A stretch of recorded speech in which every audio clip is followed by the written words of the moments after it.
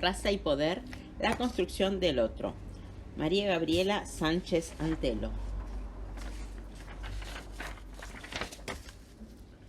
Raza y poder. El negro no existe, no más que el blanco. No existe nadie más, nadie que tenga blanco remite a un vacío. ¿De dónde el vacío extrae su fuerza? Frantz Fanon. Desde mediados del siglo XX hay acuerdo entre los científicos sobre que no existe ningún fundamento para continuar utilizando en nuestro vocabulario el concepto de raza aplicado a la población humana. Con el desarrollo de la genética molecular, las clasificaciones raciales quedaron deslegitimadas y el racismo, que es su consecuencia inmediata, perdió sustento científico como explicación para justificar las desigualdades sociales. Este acuerdo es unánime dentro de la comunidad científica, pero eso no explica por qué las acciones del día a día en nuestra cotidianeidad y sentido común siguen funcionando de acuerdo con esta huella biológica que supuestamente fue eliminada por la ciencia. Este interrogante es un tema que le corresponde a las ciencias dilucidar. Las preguntas que nos formulamos en este trabajo pueden sintetizarse del siguiente modo. ¿En qué consiste la especificidad del racismo? ¿El racismo es simple aversión o desprecio a lo extraño? ¿Asistimos a una renovación de los racismos?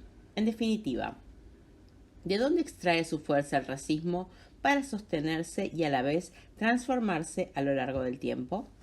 Entendemos a menudo, de forma ingenua, que el racismo es un residuo del pasado, un fenómeno que, con la sola aplicación de leyes antirracistas o mandatos escolares, como no hay que ser racista, tenderá a desaparecer por sí mismo. Sin embargo, no solo sigue vigente, sino que se presenta nuevas formas. Nos preguntamos entonces, ¿qué habilita los discursos racistas y permite su renovación constante? Como señala el investigador mexicano Federico Navarrete en el 2019, en su libro Alfabeto del Racismo Mexicano, el racismo es algo más complejo que solo discriminación. Es una realidad lacerante que condena a poblaciones enteras a la explotación y denigración. Su huella y su síntoma son evidentes en la marginación de los pueblos indígenas, en la ciega adhesión al ideal de blancura, en la violencia institucional de las fuerzas policiales hacia los jóvenes de barriadas pobres por portación de rostro. Todas estas expresiones racistas socavan las posibilidades democráticas de las grandes mayorías. En Argentina, en cambio, se tiende a negar el racismo entendiéndolo como anécdota o problema excepcional. Su invisibilidad se relaciona con la narrativa sobre la propia constitución de la nación. Las élites definieron a la Argentina como un país blanco donde la mayoría de sus habitantes eran descendientes de inmigrantes europeos. Los pueblos originarios, como los afrodescendientes, se convirtieron en esta operación de invisibilidad en singularidades del pasado que, como nota exótica, sobrevive en nuestro presente. Las políticas estatales que se implementaron tenían como premisa para ser reconocidos como partes de la nación el negar la marca étnica y de color, ya que su reconocimiento amenazaba con disminuir a la población en su capacidad ciudadana. Se puso en marcha, por lo tanto, un largo e intenso proceso de borramiento del color. Adamowski, 2012. Por todo esto, raza y racismo son términos que no tienen referentes fijos ni definiciones únicas. Proponemos en este trabajo examinarlos en relación con los contextos históricos donde se originaron y analizar algunas de sus múltiples transformaciones a lo largo del tiempo. La categoría de raza ha sido utilizada por diversas disciplinas científicas como la biología y la antropología, pero también en el habla cotidiana, siendo persistentes su huella en sentido común que se expresa en frases habituales. La raza no es un hecho natural o biológico, sino un modo de clasificar a los grupos humanos, por lo tanto, de explicar las diferencias desde una matriz jerárquica y biológica. El racismo es efecto de esta construcción. Permite legitimar la desigualdad y explotación de las poblaciones racializadas. Sin embargo, no se manifiesta de manera única o universal. Por esto, proponemos analizarlo en sus usos contextuales, tratar de entender sus transformaciones y evitar generalizaciones que impiden comprender los procesos sociales donde los racismos se manifiestan. Una de las ideas centrales que sostiene el presente trabajo es que el término raza carece de una esencia o un significado universal y es, en cambio, un efecto de relaciones de poder. A través de estas se imponen nominaciones cromáticas a determinadas poblaciones y mediante esta operación se legitima su explotación. Desde sus inicios existió una íntima articulación entre racismo y poder. Raza y racismo no remiten tanto a los colores que portan las pieles, sino a una separación política y social entre los grupos. La historia moderna de los sistemas de clasificación racial surgió cuando, en el siglo XV, los pueblos europeos intentaron explicar en sus mapas conceptuales a las poblaciones que procuraban colonizar en el Nuevo Mundo. De esta manera, la cuestión colonial es de primordial importancia en cualquier estudio histórico sobre las ideas raciales. Shaw, 2019. Racismo y poder. 1. Foucault desarrolla un análisis del poder que se aparta de una idea jurídica y centralizada, cristalizando en instituciones. A estas posiciones las denomina concepciones negativas del poder y propone, en cambio, una concepción positiva de la tecnología del poder, corriéndose de marcos conceptuales que lo definen como regla y prohibición. Para él, no existe un poder, sino múltiples poderes. Poderes quiere decir formas de dominación, formas de sujeción que operan en varios niveles y son esencialmente heterogéneas. Por esto es necesario localizarlos en sus especificidades históricas y geográficas. Según este autor, por poder entendemos la multiplicidad de relaciones de fuerzas que se ejercen y son constitutivas de cualquier organización social. Foucault, 2014-2016. Utilizamos la idea de Nuevo Mundo de forma irónica y metafórica. Estas denominaciones, al igual que otras, contienen un alto grado de eurocentrismo, lo mismo que la palabra descubrimiento. 1. La raza como forma de construcción de la otredad. En este primer apartado nos interesa proponer algunas especificidades analíticas y conceptuales en torno a la raza y el racismo para luego analizar los diferentes contextos históricos que posibilitaron las condiciones de su emergencia. El surgimiento de la categoría de raza estuvo asociada a la dominación imperial de Europa en la inauguración de la expansión colonial. Guber, 1995. La raza fue una de las primeras categorías en emerger para explicar la diversidad humana en términos jerárquicos a partir de diferencias biológicas de género humano. Occidente construyó diversas otredades a lo largo de la historia. Como señaló Edward Said en 1990, la categoría de Occidente, así como la de orientales y la de salvajes, no fueron datos objetivos de la realidad, sino el resultado de una compleja construcción conceptual que redefinió a escala universal el mundo social. La raza fue una de las primeras categorías para nombrar las diferencias. A partir de ellas se organizaron los grandes sistemas de clasificación de las poblaciones. La racialización ha otorgado una matriz jerárquica de las relaciones sociales que ha calado profundamente en las formas de ver y entender el mundo. Permitió nombrar a los otros, los que portaban el color. La blanquitud representó un marcador para el civilizado, desprovisto, por tanto, de racialidad. De esta forma, Occidente legitimó su superioridad al asumir el blanco como un no color y otorgarse un manto de invisibilidad respecto al otro coloreado. Se igualó la blanquitud a lo normal, bueno, puro. En cambio, lo negro o indígena se asoció a lo malo, anárquico, salvaje, inferior. Esta categoría y los diferentes sistemas de clasificación que se propusieron a partir de ella fueron construcciones sociales e históricas. No existió ni existe una categorización racial independiente de la historia y de las relaciones de poder. Tanto lo blanco como lo negro se refieren menos al color de la piel que a una separación política y social entre los grupos.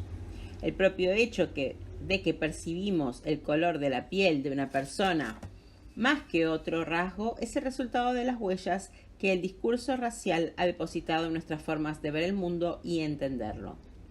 Los procesos de clasificación racial inscriben a las personas o grupos en categorías fijas, con implicancias morales. La raza fue la materia prima a partir de las cuales se constituyeron los racismos.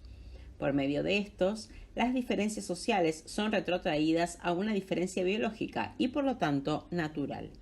El racismo construyó fronteras entre las poblaciones que legitimaron las desigualdades.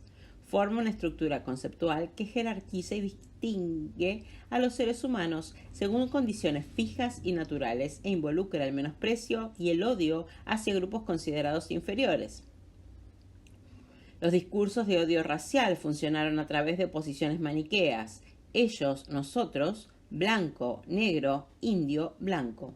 Según Stuart Hall, la rigidez y simpleza del binarismo racial es la clave de su permeabilidad en el sentido común de las mayorías. Su capacidad de separar en opuestos al complejo mundo social y elaborar un discurso simplificador es parte de la explicación de su persistencia. Por todo esto, el análisis del racismo requiere no abordarlo como un fenómeno único, universal y sin historia. Tampoco refiere a una discusión biológica o genética, sino un fenómeno político que consiste en producir otra edad en la sociedad para alimentar los mecanismos de explotación y desigualdad.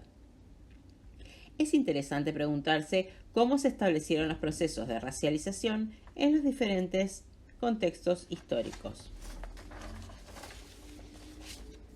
2. Del racismo colonial al racismo científico.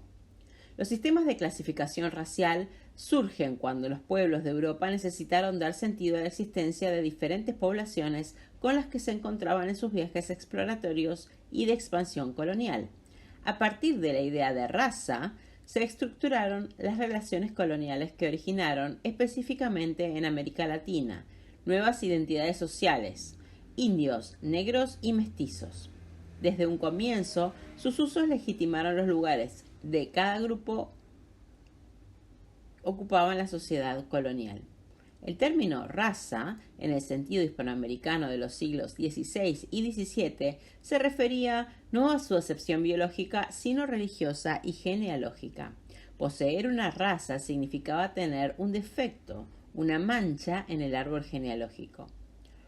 En los inicios de este proceso, los europeos se preguntaron si esos otros con los que se encontraban eran realmente humanos. En 1550, los clérigos Bartolomé de las Casas y Juan Ginés Sepúlveda mantuvieron en torno a este tema una ardua polémica que se enfocó en tratar de responder preguntas tales como: ¿eran realmente humanas las poblaciones que encontró la corona española en América? ¿Pertenecían a la misma especie o surgieron de otra creación? ¿Podían ser esclavizados? En este debate se planteó por primera vez la cuestión de la diferencia racial en el discurso occidental moderno. Bartolomé de las Casas realizó una profunda crítica a la violencia de la conquista, sin embargo, nunca se posicionó en contra de la trata de esclavos. A raíz de estos debates y de la drástica disminución de las poblaciones amerindias producto de las matanzas coloniales, la sobreexplotación de trabajo y las enfermedades en el área hispana, la corona de Castilla decidió temporalmente el cese de la esclavitud de los indios. De esta forma se los confinó a la servidumbre, a diferencia de las poblaciones africanas que fueron esclavizadas. Las formas de explotación de los cuerpos eran similares. Lo que cambiaba era el estatuto con el cual se ejercía la explotación del trabajo. En América, la esclavitud y la servidumbre indígena fueron establecidas y organizadas como mercancía productora de materias primas y valor para los mercados mundiales. Estas formas de explotación del trabajo actuaban simultáneamente y contribuyó con la acumulación originaria, que fue un proceso vital en los inicios del capitalismo.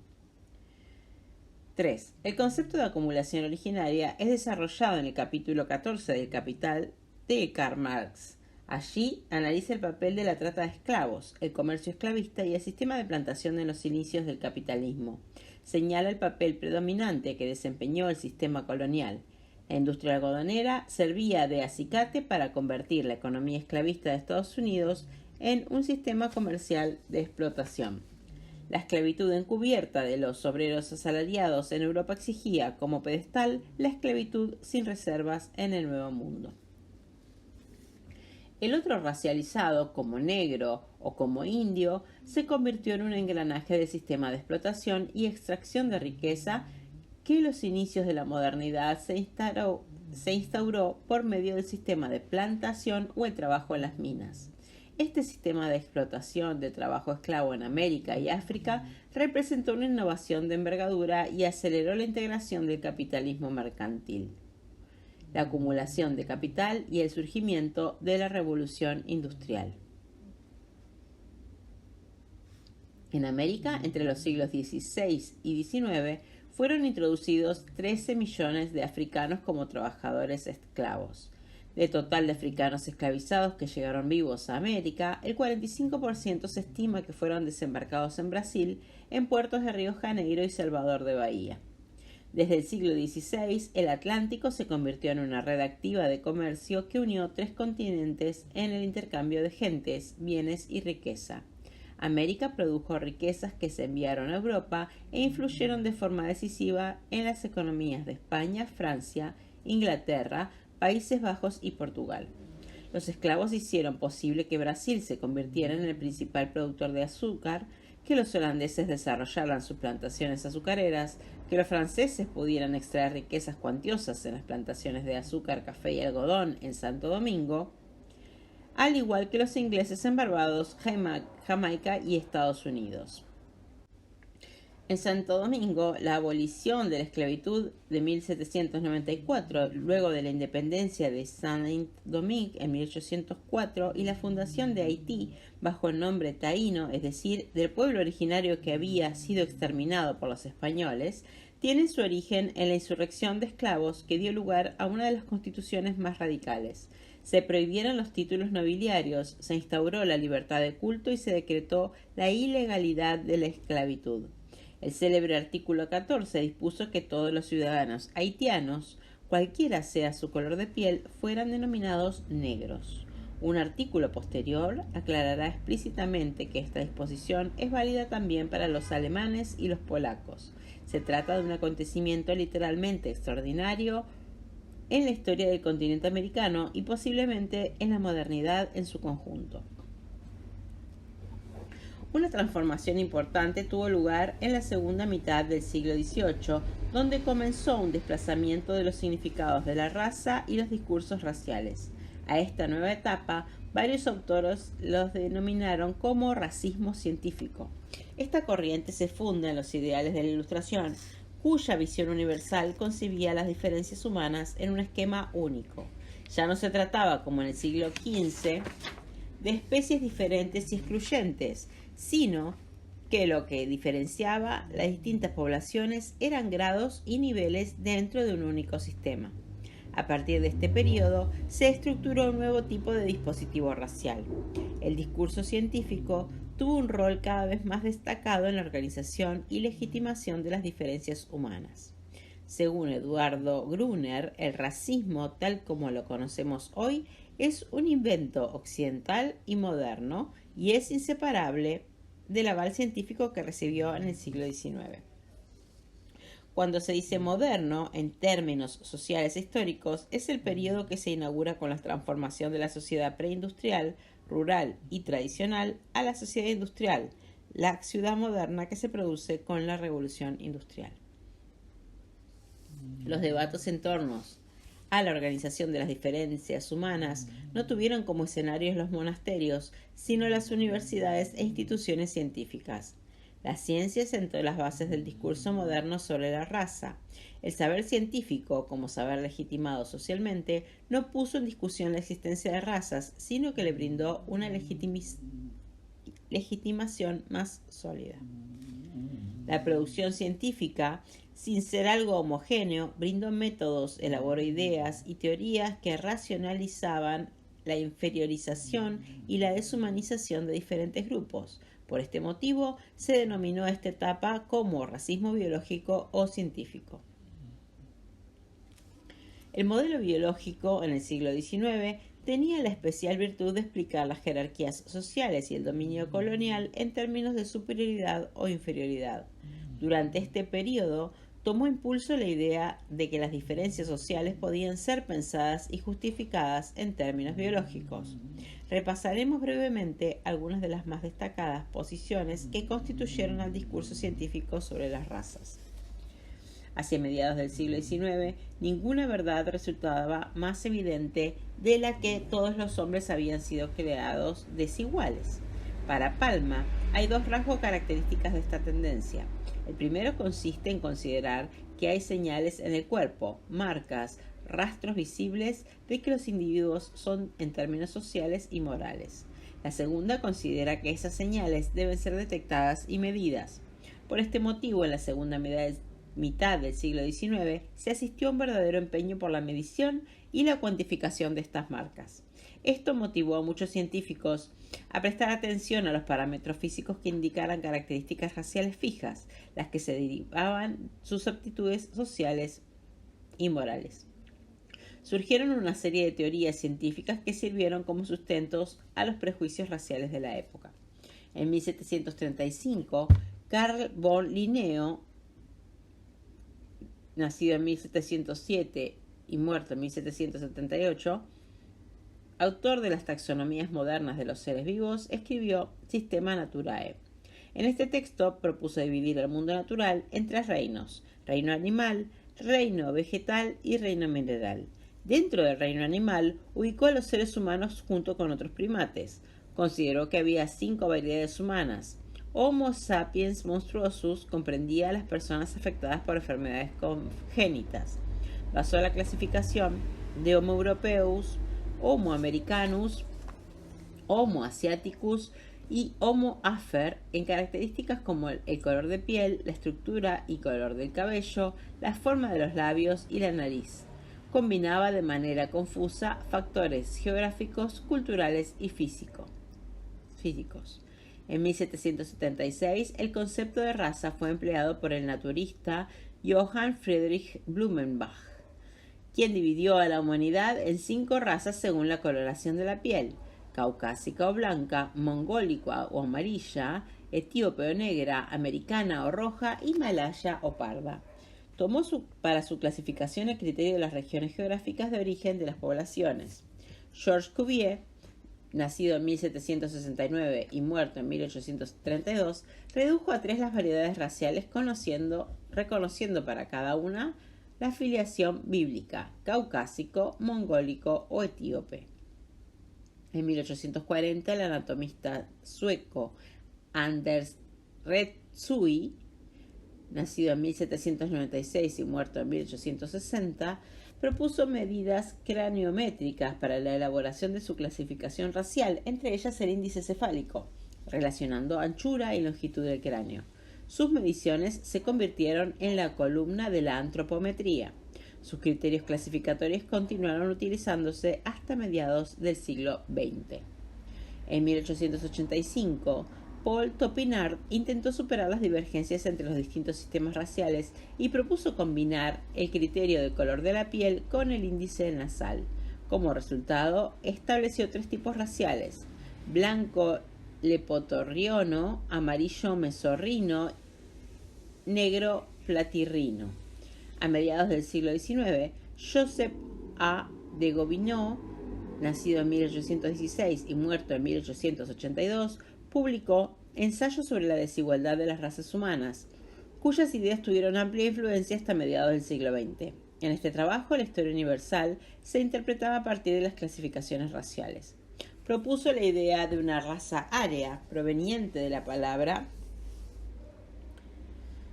sánscrita Aryan, que significa noble, cuya estirpe pura y superior, sobre todo su rama nórdica, debía gobernar y no mezclarse con razas inferiores. Planteaba 3 tipologías: la negroide, la amarilla y la blanca. Según Gobineau, la raza blanca, en su vertiente no ario-nórdica, representaba el mejor exponente de los valores humanos, como la energía, el amor a la vida, la inteligencia y la capacidad creadora. Según él, la mezcla de razas degradaba a la humanidad. Imbuido en una mentalidad romántica y colonialista, sostenía que el progreso histórico es fruto de la dominación de las razas superiores. Sus concepciones fueron muy difundidas y alimentaron el sentido común a varias generaciones, aunque también encontraron resistencia y rechazo. Un ejemplo de resistencia al racismo dominante y específicamente a las ideas de Gobineau fue la figura de Joseph Antoine Firmin. Nacido en Haití en 1850, era antropólogo, periodista y político. En su poco conocido libro sobre la igualdad de las razas humanas, sostuvo que todos los hombres tienen las mismas cualidades y faltas, sin distinción de color o formas anatómicas. Las razas son iguales. Una de las primeras críticas a las clasificaciones raciales fue formulada tempranamente por Darwin, quien llamó la atención sobre la dificultad de encontrar características distintivas evidentes entre las razas. Había notado las discrepancias entre los diferentes sistemas clasificatorios, no solo en cuanto a números sino también en referencia a los criterios que sustentaban las clasificaciones. A partir de esta observación, concluyó que esta diversidad de pareceres demuestra que las razas están en gradación continua, siendo casi imposible distinguir entre ellas caracteres distintivos bien determinados. Ya en el siglo XX, la genética de poblaciones pudo demostrar lo acertado del enunciado de Darwin al corroborar que no era posible detectar rasgos comunes entre las mal denominadas razas humanas. Estos resultados y la variedad de clasificaciones raciales que proliferaron en el siglo XIX indican que el problema no fue de naturaleza técnico-metodológica, sino teórico-conceptual, porque lo que se intentaba discriminar, las razas humanas, no tenían una existencia biológica real. El conocimiento del genoma humano permitió demostrar que la especie humana comparte el 99,9% de sus genomas. Por consiguiente, nuestras diferencias se encuentran solo en el orden del 0,1%. Otro pliegue importante en el desarrollo del discurso del racismo científico fue a finales del siglo XIX. Francis Galton, nacido en 1822 y muerto en 1911, propuso la eugenesia como disciplina. El término, cuyas raíces griegas indican buen engendramiento, se dedicó al estudio de los factores que influyen en la herencia genética y las posibles maneras de alterarla. Su objetivo era modificar la fertilidad de determinadas poblaciones humanas mediante prácticas de esterilización y la eliminación de personas declaradas no aptas. En Estados Unidos, el eugenista Harry Loughlin, nacido en 1880 y muerto en 1943, promovió en distintos estados la esterilización compulsiva a débiles mentales, insanos, alcohólicos, criminales e indigentes. Hasta 1941 se llegaron a esterilizar bajo su supervisión unas 70.000 personas en el estado de California. Bajo el respaldo científico de las ideas de Loughlin, el Parlamento alemán sancionó en 1933 una ley que imponía la esterilización obligatoria. La ley condujo a 350.000 personas por diferentes motivos a esterilizaciones forzadas. La eugenesia se asoció al anhelo de una sociedad perfecta a través de un esfuerzo planificado racionalmente por la ciencia. Los estados nacionales tuvieron un papel activo en la articulación de la ciencia con el racismo, que se reveló en el despliegue de técnicas y estrategias eugenésicas para producir poblaciones sanas y puras, y la resultante eliminación de las degeneradas. Estos nuevos dispositivos de gobernanza de los estados sobre las poblaciones necesitaban de racismo para legitimar la eliminación de las declaradas anormales e inferiores. El racismo se amparó en el lenguaje de la ciencia para presentar sus afirmaciones como incuestionables. Según el concepto de biopolítica de Foucault, según este autor, el poder sobre la vida se desarrolló en el siglo XVII en dos formas que no fueron antitéticas, por el contrario, constituyeron dos polos entrelazados. Uno de los polos son los dispositivos disciplinarios sobre los cuerpos individuales, o anatomopolítica, y el segundo dispositivo, el biopoder, se centró en las poblaciones, no sobre los individuos. Los discursos racistas durante esta época adquieren su legitimidad al articular las condiciones sociales e históricas que los propiciaban, un Estado cada vez más centralizado y el apoyo de teorías científicas que les otorgaban un hálito de verdad. Para Bauman, en 1998, el racismo moderno reúne algunos factores corrientes de la modernidad.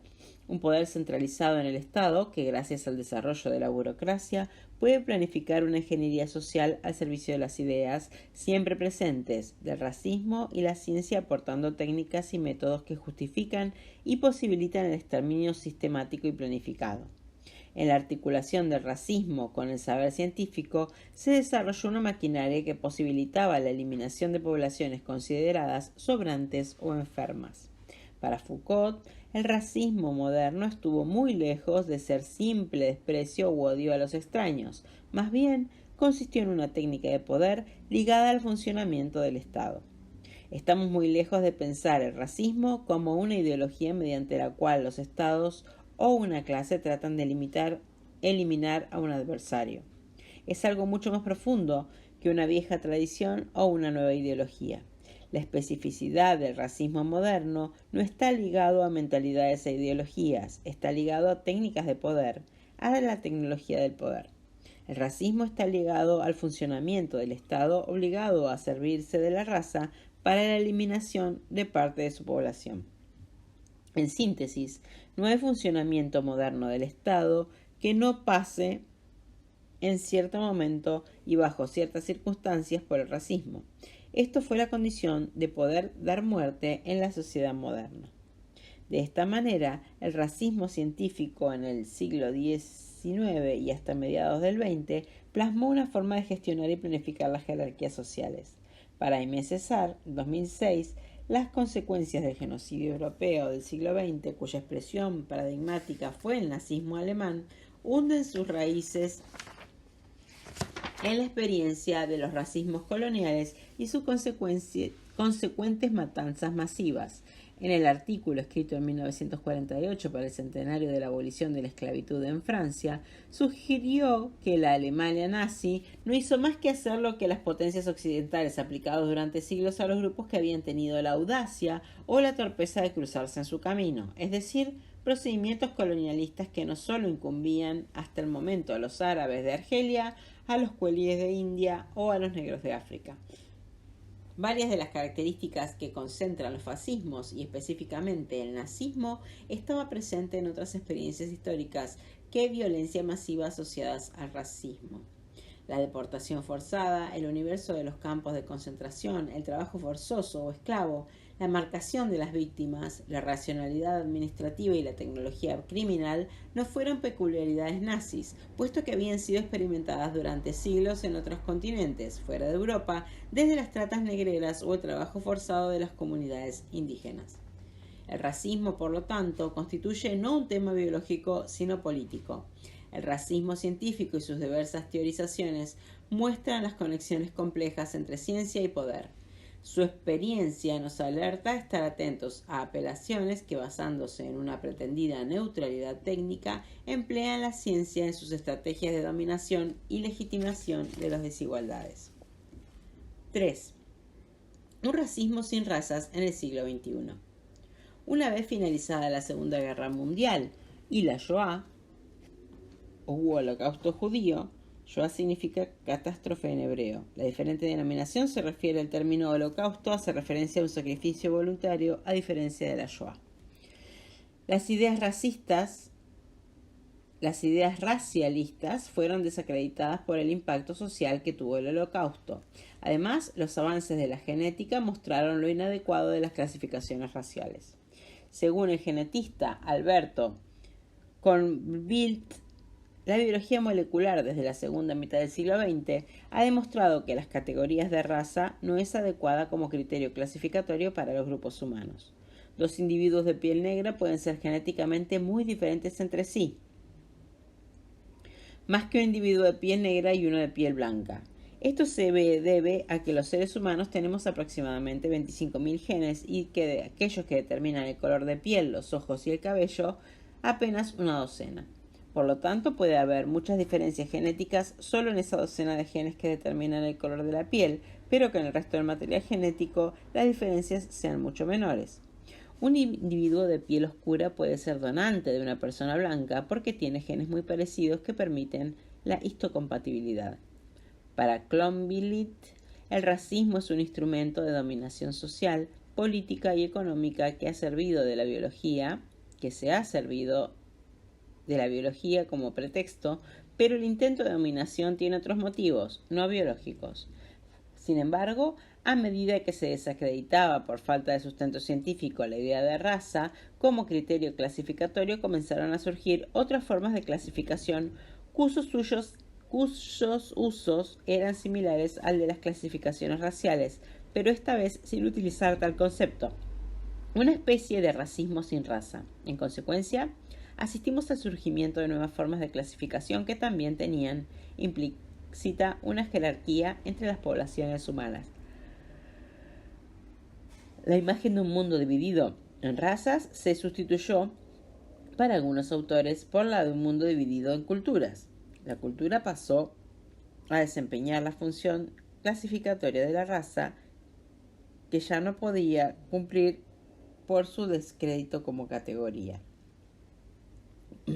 La noción de cultura, que fue uno de los aportes centrales de la antropología, ofrecía un abordaje privilegiado para entender tanto la unidad como la diversidad del género humano.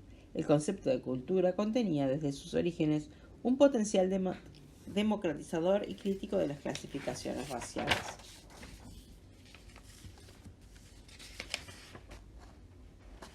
La cultura pasó a desempeñar la función clasificatoria que la raza ya no podía cumplir por su descrédito como categoría clasificatoria.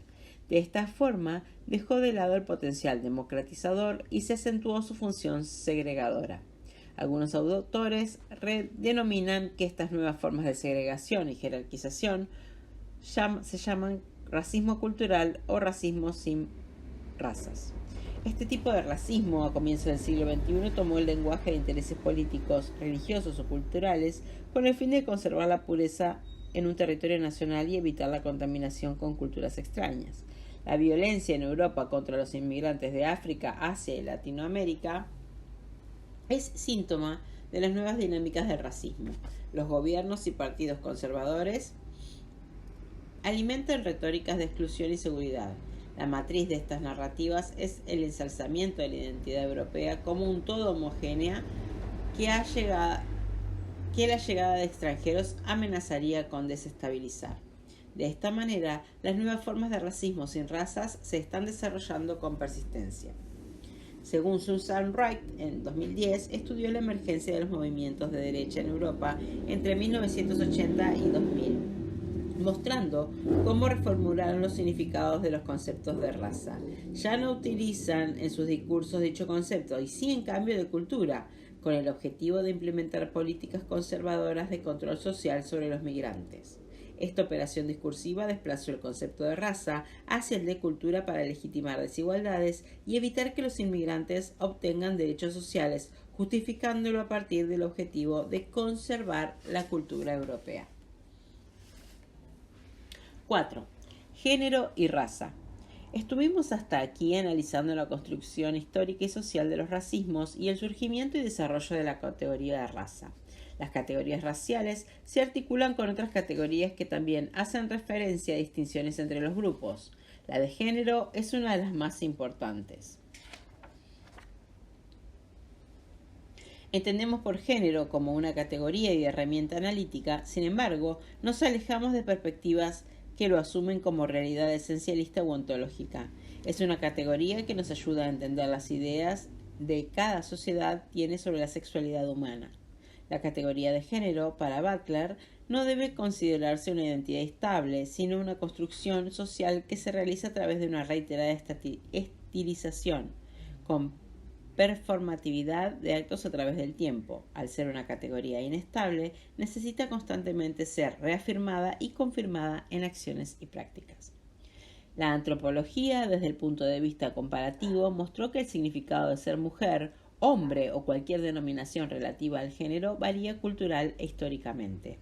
Demostró también con su trabajo etnográfico y teórico que no es posible hablar de la mujer, sino que es necesario hablar de las mujeres para evitar generalizaciones etnocéntricas que ocultan las diferencias, abarcando múltiples identidades como lesbianas, travestis, trans y personas no binarias. Todo esto colaboró en deconstruir la hegemonía occidental sobre el género y específicamente sobre la definición de mujer como categoría universal y única. Raza y género son modos de clasificar a los grupos humanos, por lo tanto, de explicar sus diferencias. Cuando utilizamos género, nos referimos a una categoría que nos permite ver las diferencias sociales que fueron construidas culturalmente entre las personas en base a la sexualidad. Estas diferencias, al ser culturales, varían dependiendo de la época y las sociedades. Las diferencias biológicas son transformadas en desigualdades sociales mediante la intervención cultural en la asignación de roles, actividades, valores y estereotipos según los sexos que se les asignan. El sexismo y el racismo ocurren a la naturaleza con el objetivo de legitimar y reproducir relaciones de poder basadas en diferencias fenotípicas. En ambos casos se naturalizan las diferencias. La impronta biológica de las nociones de género y raza se visibilizan en el mecanismo de nombrar remitiendo a características naturales y en consecuencia convirtiéndolas en categorías inmutables y fijas. Es un artilugio que al naturalizarlas las retira de la historia y de lo social. De esta manera las transforma en universales y estables como si fueran datos objetivos de la realidad y no construcciones sociales. Son conceptos que posibilitan lecturas de cuerpo y a través de ellos se han construido asimetrías y desigualdades. Para Henrietta Moore, 2009, ninguna diferencia prima necesariamente sobre otras. No se puede experimentar la diferencia de género independientemente de las demás formas de diferenciación. Ser mujer y ser racialmente marcada, por ejemplo, actúan a la vez. No es primero el género y luego la marca racial o viceversa. Esta simultaneidad no depende de la experiencia personal de cada persona, pues ya se encuentra sedimentada en la sociedad. Según Judith Butler, no se debe tratar al género y la raza como simples analogías. Ante la pregunta de si el género se construye de la misma forma que la raza, sostiene que estas categorías siempre actúan como un fondo una de la otra y se articulan de forma más enérgica recurriendo la una a la otra. Por ello, es importante explicar la interacción de ambos conceptos en cada contexto histórico, social y no darlo por descontado. El feminismo negro y latinoamericano a partir de la década del 70 ha centrado su atención en la interacción entre las diferencias de género y de raza en contextos específicos. Puso en evidencia la experiencia de las mujeres racializadas y que el racismo y el sexismo son opresiones que operan de manera simultánea. Así, se propusieron diversos conceptos para mostrar la imbricación de género y raza. La afrofeminista norteamericana Patricia Hill Collins utilizó el concepto de matriz de opresión para hacer referencia a la organización total de poder de una sociedad. A partir de este, entiende que el sexismo interactúa con el racismo, la homofobia y el colonialismo, lo que genera un sistema jerárquico con múltiples niveles de opresión. Por su parte, Kimberly Crenshaw Williams propuso el concepto de interseccionalidad como el intercruzamiento de categorías de diferencias que se derivan del género y de la raza. Como aporte en el mismo sentido lo realizó la filósofa argentina María Lugones con el concepto de fusión, que permite explicar la relación de interdependencia entre las vidas de mujeres afectadas por la experiencia de la racialización y la asunción de diferencias de género. Por lo tanto, raza y género no son simples ejes de diferencias, sino diferenciaciones producidas por los efectos de lógicas de poder gestadas en la modernidad junto a jerarquías sociales, económicas y culturales. 5. A modo de conclusión. El interrogante del epígrafe inicial del luchador anticolonialista Francis Fanon, ¿de dónde extrae su fuerza el racismo para sostenerse a lo largo del tiempo?, alude a la raza como vacío. ¿Por qué la raza no tiene un significado estable y único, como tampoco el racismo tiene una manifestación única? La raza y el racismo no son referentes estáticos ni tienen una esencia universal. Los procesos de racialización de los grupos y la condición a la que son sometidos no fueron los mismos en Argentina, Brasil y Estados Unidos. No hay una categorización racial independiente de la historia. Estas se constituyen dentro de relaciones de poder que transforman algunas diferencias fenotípicas en cruciales y su análisis es inescindible de la politicidad y los juegos de fuerza de poder en cada sociedad y en cada momento histórico. El racismo constituye en cada momento técnicas para producir y clasificar poblaciones catalogadas como sobrantes o perjudiciales. impone nominaciones cromáticas y mediante esta operación las condena a la explotación, a la expoliación y al escarnio permanente. Por ello fue un elemento indispensable del capitalismo. La raza es un vacío porque carece de esencia fija, de una definición única, pero es justamente ese vacío lo que la transforma en un fundamento móvil de relaciones de poder. El vacío, por lo tanto, hace referencia a lo contextual del fenómeno, a la posibilidad de transformación que posee, a su maleabilidad en relación a disputas en el seno de cada sociedad.